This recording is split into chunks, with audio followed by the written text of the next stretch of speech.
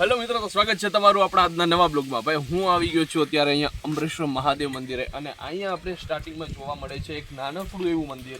અને આ મંદિરમાં મિત્રો હું તમને બતાવીશ, અહીંયા જો જે મૂર્તિ છે ને હું તમને બતાવું. અહીંયા આ રીતની કંઈક મૂર્તિ જોવા મળે છે. જ્યારે આપણે અમરેશ્વર મહાદેવના મંદિરે જઈએ ને ત્યારે પહેલાં આપણે મૂર્તિના દર્શન કરવા જરૂરી છે મિત્રો. તો આપણે એક લઈએ તો તમે ખાસ પહેલાં તો મૂર્તિ જોઈ લો. રાંદલમાની મૂર્તિ છે, અને આ રાંદલમાની મૂર્તિ છે માતા કુંતીએ, એટલે કે 5 પાંડવોની માતા જે કુંતી માતા હતી એમણે બનાવેલી છે. ચાલો ફરીથી હું તમને બતાવી દઉં આ મૂર્તિ કઈ રીતની છે. જુઓ, રાંદલ માતાની મૂર્તિ જે 5 પાંડવોની માતા જે કુંતી માતા હતી ને એમણે બનાવેલી છે આજથી કંઈક 5000 વર્ષ પહેલાં. તો ચાલો હવે હું આજે બંધ કરીને તમને હવે હું એનો થોડોક ઇતિહાસ બતાવી દઉં કે આ જે જગ્યા છે ને એને અમરેશ્વર મહાદેવના મંદિર તરીકે ઓળખવામાં આવે છે. અને અહીંયા 5 પાંડવોએ પોતાના અજ્ઞાતવાસ, એમનો જે વનવાસ અને અજ્ઞાતવાસ ચાલતો હતો બરાબર, તો એ સમયે એ અહીંયાથી નીકળ્યા હતા. અને અહીંયા ભગવાન શિવની અલગ અલગ ભાઈઓએ અલગ અલગ શિવલિંગ બનાવેલી છે, જેનું અહીંયા મંદિર છે. તમે જોઈ શકો છો આ રીતના કંઈક આપણે મંદિર અને આખું આ દ્રશ્ય અહીંયા જોવા મળે છે.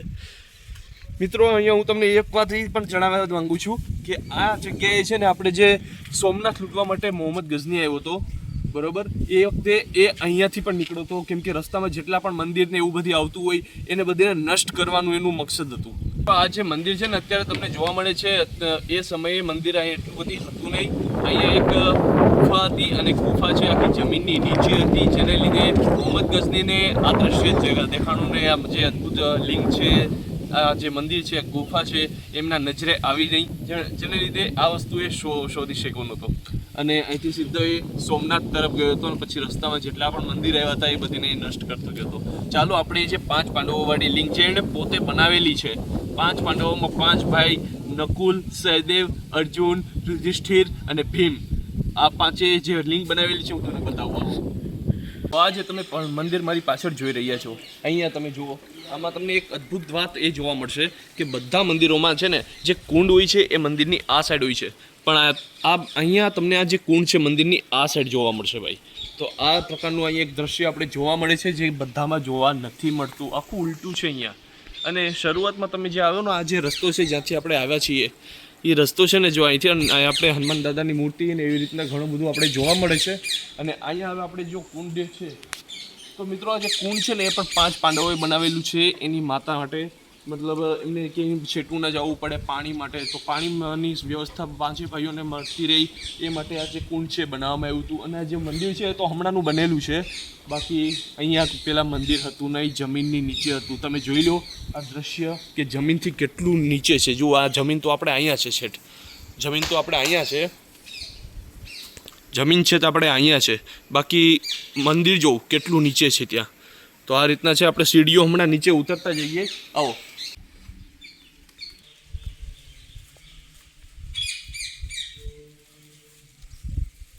તો મિત્રો મંદિર જોઈ લો. મંદિર કંઈક આ રીતનું આપણે અત્યારે જોવા મળે છે, જે અત્યારે પ્રેઝન્ટમાં બનેલું છે.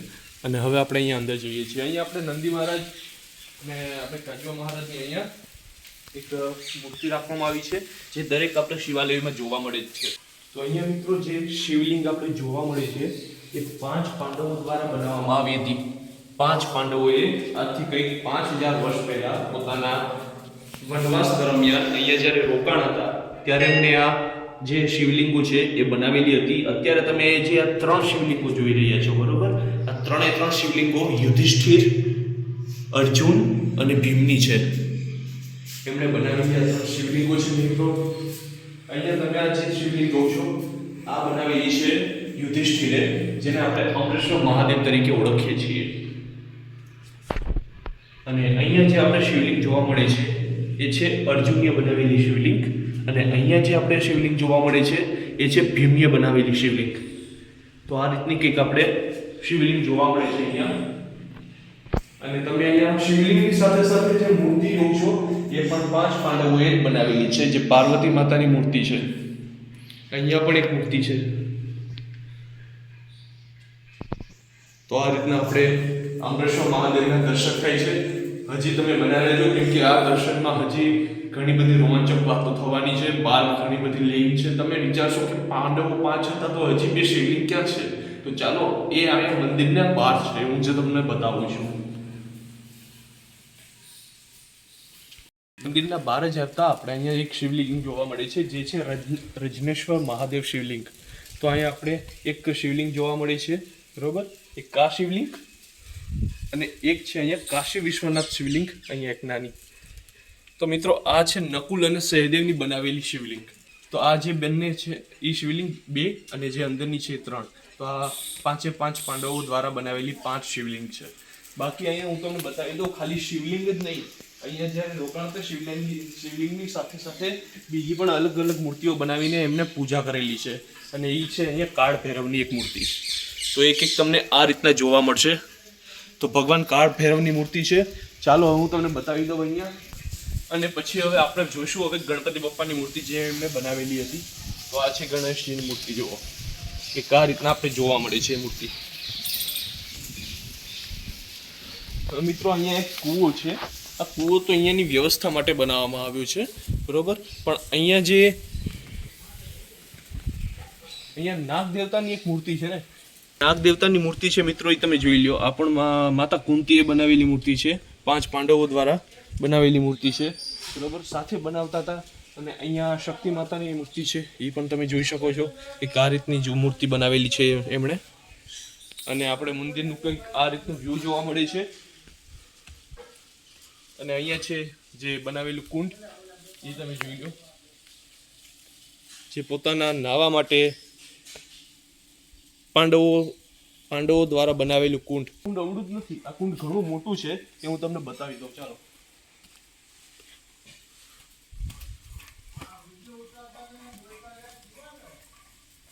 તો આ જે કુંડ આપણે અહીંયા મિત્રો જોઈએ છીએ, ત્યાં સુધીનું આખું કુંડ છે.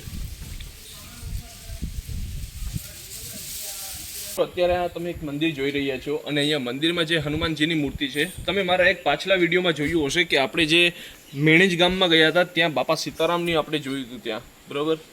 મેળો પણ હતો અને બાપા સીતારામનું આખું મેં તમને ઉદાહરણ પણ આપ્યું હતું, ત્યાંનો ઇતિહાસ પણ કીધો હતો, જેને કુવાડી બાપુ તરીકે પણ ઓળખવામાં આવે છે. તો એમણે જ અહીંયા એક હનુમાનજીની મૂર્તિ બનાવેલી છે. તો ચાલો બતાવી દઉં એ મૂર્તિ કઈ રીતની છે. તો જો આ રીતની કંઈક આપણે હનુમાનજીની મૂર્તિઓ જોવા મળે છે. એમણે પોતે બનાવેલી છે આ જે મૂર્તિ છે એ.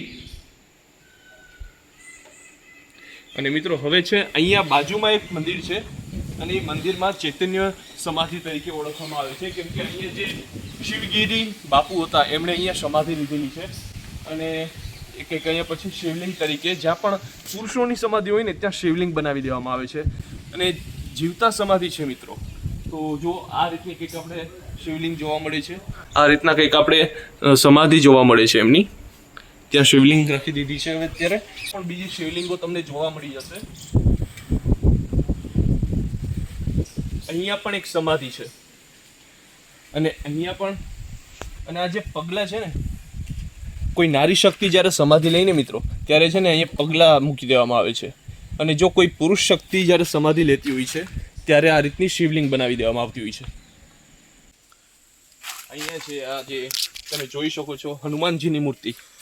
આ જે હનુમાનજીની મૂર્તિ છે, અહીંયા ભગવાન હનુમાનજી સ્થાપિત થઈ ગયા હતા પાંડવોની સાથે, જે અહીંયા આવેલા અને અહીંયા જે સ્થાપિત થઈ ગયા હતા. સામે હતા પાંડવો અને અહીંયા ભગવાન હનુમાન એની સાથે હતા.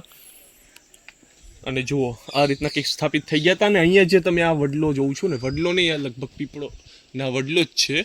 પણ આ જે વડલો છે ને મિત્રો, એ કંઈક આજથી 5000 વર્ષ પહેલાંનો વડલો છે, જે પાંડવોના સમયનો. તમે જોઈ શકો છો તેની આ જે જગ્યાઓ છે કેટલી પેલી થઈ ગઈ છે. જુઓ 5000 વર્ષ પહેલાંનો આખો જે વડલો છે, આ રીતનો અત્યારે આપણે જોવા મળે છે મિત્રો. અને આ જે હનુમાનજીની મૂર્તિ છે, એ આપણે આ રીતની જોવા મળે છે.